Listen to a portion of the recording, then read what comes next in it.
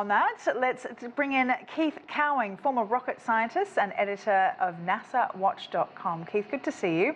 What causes this phenomenon? Well, the sun, like the Earth, has weather. It's a very hot ball of gas, and it goes through cycles. And every 11 years, it quiets down and then gets more active. And right now, it's very active. And normally, you'll see a flare of gas coming off once or twice a week, but it's usually very small.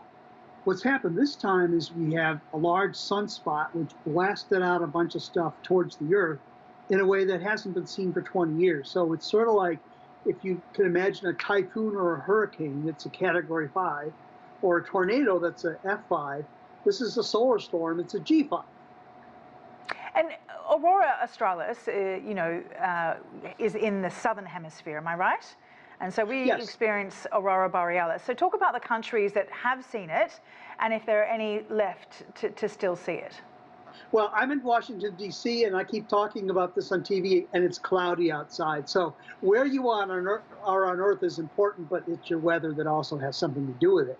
Normally, you only see the Aurora Borealis, which is in the northern hemisphere, up in northern North America, Siberia, northern Europe, and in the southern part of the Earth, down near Patagonia and southern Africa. But what's unusual this time, and the color, the pink, that's because of the sheer power and energy of this gas and particles that are hitting the Earth's atmosphere. As such, that's why you're seeing it further south and further north if you're in the southern part of the world, but not to the equator, almost.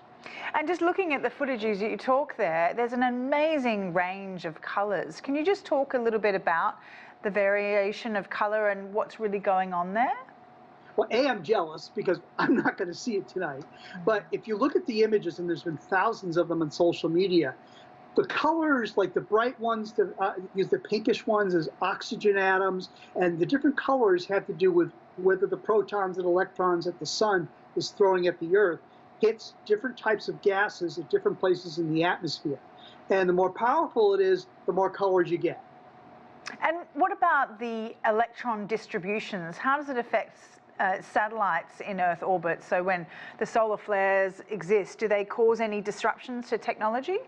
They can, and while you and I could, well, I won't here tonight, but you can go out and just enjoy the wonders of the universe by looking up at it, we become dependent on satellites.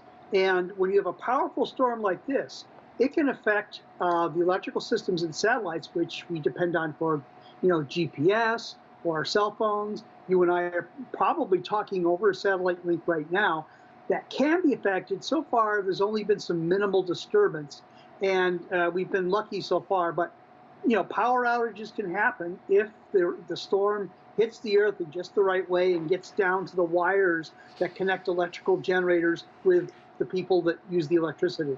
All right, Keith Cowing, as always, I really appreciate your time. My pleasure.